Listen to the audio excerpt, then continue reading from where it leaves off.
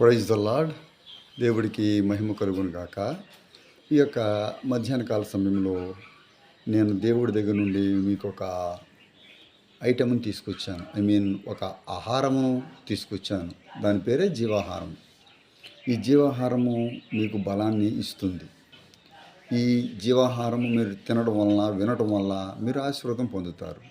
2 Corinthians 2 కొరింథీయులు 2nd chapter and 4th verse. మీకు దుఃఖము కలుగవలెను అని కాదు గాని మీ ఎడల నాకు కలిగి ఉన్న అత్యధికమైన ప్రేమను మీరు తెలుసుకొనవలెను అని నిండు శ్రమతో మనోవేదనతోనూ ఎంతో కన్నీరు విడిచుచు మీకు వ్రాసితిని. పౌలు గారు పత్రికలు రాస్తూ ప్రేమ అనేటువంటి మాటను ఆయన వాడుతూ వచ్చారు. సంఘమునకు తన ప్రేమను తెలియజేస్తున్నాడు. తన ప్రేమను వెల్లడిపరచడంలో ఆయన అంటున్నాడు, నేను మీ కొరకు శ్రమ పడ్డాను, చాలా మనోవేదన పడ్డాను అంటున్నాడు. ఎస్, ప్రేమించేవారు ఎప్పుడు కూడా సాయపడతారు, తోడుగా ఉంటారు. ప్రేమకు సింబల్ ఏమిటి అంటే, మనం ఎవరైనా ప్రేమిస్తున్నాము అంటే మనము వారికి సహాయపడతాము. అట్లాగే ఎవరైనా మనల్ని ప్రేమిస్తున్నారు అంటే దానికి సింబాలిక్గా, గుర్తుగా వారు మనకు తోడుగా ఉండటం, సాయం చేయటము, మరి మన మాట వినటం చేస్తూ ఉంటారు. ఈ మధ్యాహ్న కాల సమయంలో దేవుడి ప్రేమను మీరు తెలుసుకోవాలి. దేవుడు తన ప్రేమను ఆదికాలము నుండి కూడా ఆయన తెలియజేసుకుంటూనే వస్తున్నాడు. ఎస్, దేవుడు మనుష్యుడు ఒంటరిగా ఉండటం మంచిది కాదు అని ఆదాముకు దేవుడు ఏం చేశాడండి? అవ్వమ్మను తోడుగా ఇవ్వటం జరిగింది. 2nd చాప్టర్ ఆఫ్ జెనసిస్ 2వ అధ్యాయము అండ్ 18th వర్స్. సాటి అయిన సహాయాన్ని చేసినట్టుగా ఈ వర్స్లో మనకి కనబడుతుంది. ఇది అందరికీ చాలా ఫెమిలియర్ మాట అయినప్పటికీ కూడా దీన్ని ఎందుకు బయటికి తీసుకుని వచ్చి మేము ముందు పెట్టడం జరిగింది అంటే, ఈ వచనాన్ని అసలు దేవుడి తోడు మనిషికి ఎప్పటి నుండి ప్రారంభమయ్యింది? సిన్స్ ద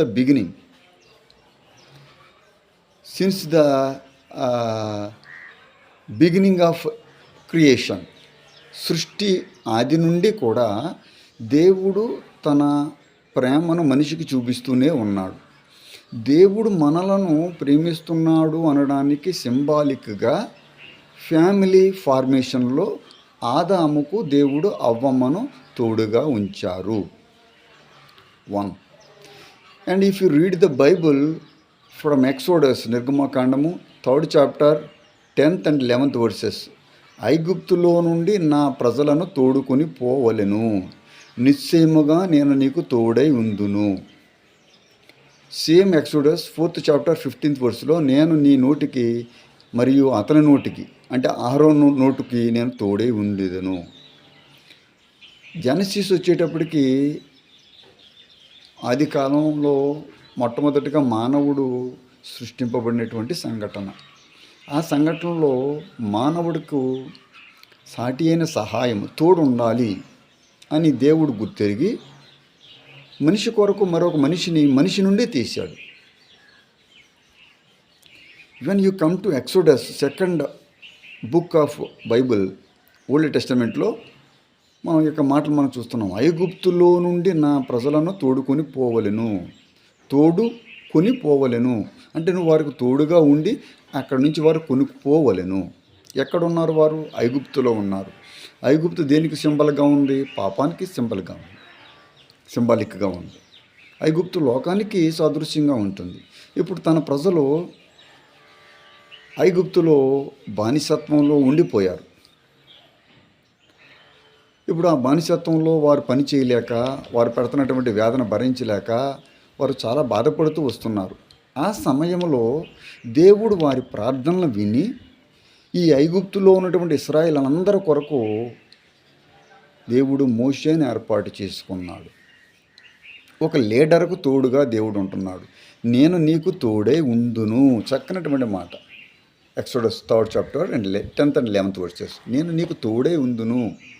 ఇదే మాట దేవుడు నీతో మాట్లాడుతున్నాడు అని మీరు భావించడం లేదా? మీరు గుర్తించలేకపోతున్నారా? ఆదాముకు తోడుగా ఉన్న దేవుడు అట్లాగే మోషేకు తోడుగా ఉన్న దేవుడు. మోషేకు వాళ్ళ అన్నను అహరోను గారిను తోడుగా ఇచ్చినటువంటి దేవుడి గురించి మీరు ఎప్పుడైనా ఆలోచించారా? రెడెంప్షన్, మొట్టమొదటి ఫ్యామిలీ ఫార్మేషన్లో దేవుడు మానవుడికి మానవుడిని తోడుగా పెట్టాడు. సెకండ్ రెడెంప్షన్, విమోచన, విడుదల, నిర్గమం, అక్కడి నుంచి బయటపడడానికి దేవుడు వారికి తోడుగా ఉంటున్నాడు. నేను నీకు తోడే ఉందును అని దేవుడు మోషేకు సెలవిస్తున్నాడు. అంతేకాదు ప్రియులారా, మన దేవునికి వాక్యం చూస్తున్నప్పుడు కొన్ని విషయాల్లో దేవుడు మానవుడుకు నేను తోడుగా ఉంటానని చెప్పడమే కాకుండా కొంతమంది మనుషులు వాలంటీర్గా, స్వకీయంగా వారికి వాళ్ళే నేను నీకు తోడుగా ఉంటాను అని ఒక మనిషి వేరే మనిషితో చెప్పినటువంటి సంఘటనలు బైబిల్లో మనకి దొరుకుతూ ఉంటాయి. నువ్వు వెళ్ళి చోటికే నేను వచ్చేదనని రూతు మాట్లాడలేదా? ఫస్ట్ చాప్టర్ 15వ వచనం అండ్ 16వ వచనాల్లో నువ్వు వెళ్ళే చోటుకే నేను వచ్చేదను, నన్ను విడిచి పెట్టమని నువ్వు నన్ను బతిమాలు కొనవద్దు. ఏమంటుంది ఈవిడ? ఈవిడలో ఉన్నటువంటి ప్రత్యేకత ఏమిటి? ఈవిడ వాలంటీర్గా అత్తగారితో అంటుంది, నేను నీకు తోడై ఉందును. నిజమే, ఇది చాలా గొప్ప విషయమే. ఎందుకంటే తన తోటి కవులు మాత్రం అత్తగారిని విడిచిపెట్టి వెళ్ళిపోయినా ఈ యొక్క సహోదరి, ఈ యొక్క రూత్ అనేటువంటి ఈ యొక్క స్త్రీ తన అత్తగారికి ఈ కోడలి అత్తగారికి తోడుగా ఉంటానని సెలవిస్తుంది. అందుకే కదా, కాబట్టి ఆమె ఉదయం వరకు అతని కాళ్ళ యొద్ద పండుకొని ఈవిడ అత్తగారికి తోడుగా ఉంది.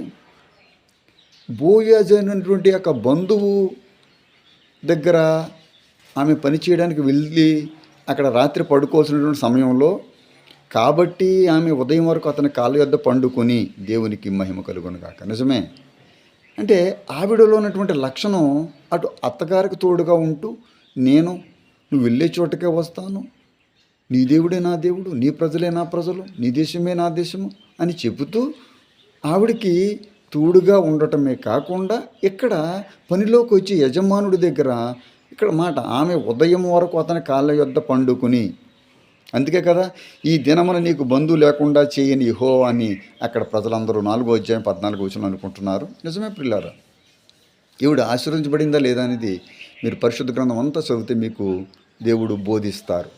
ఈవిడ ఆశీర్వదించబడింది. ఎందుకు ఆశీర్వదించబడింది? ఈవిడలో ఉన్నటువంటి లక్షణం తోడుగా ఉండే లక్షణం.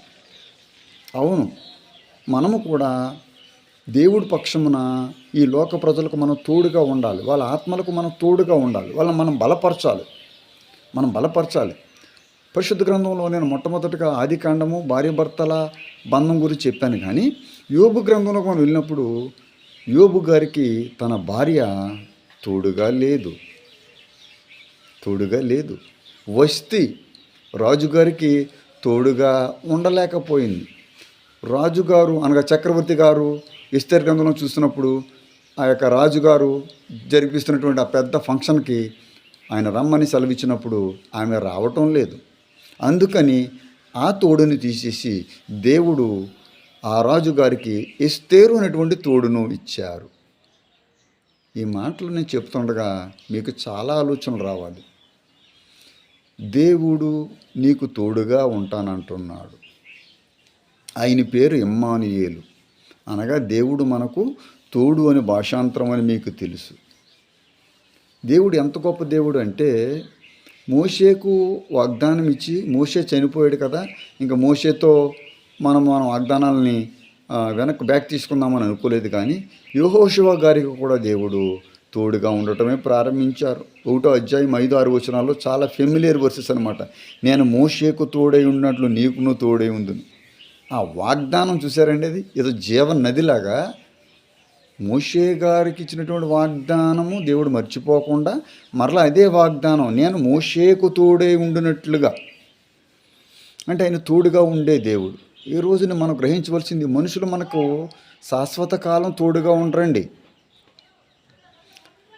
మన తల్లిదండ్రులు మనకు శాశ్వత కాలం తోడుగా ఉండలేరు.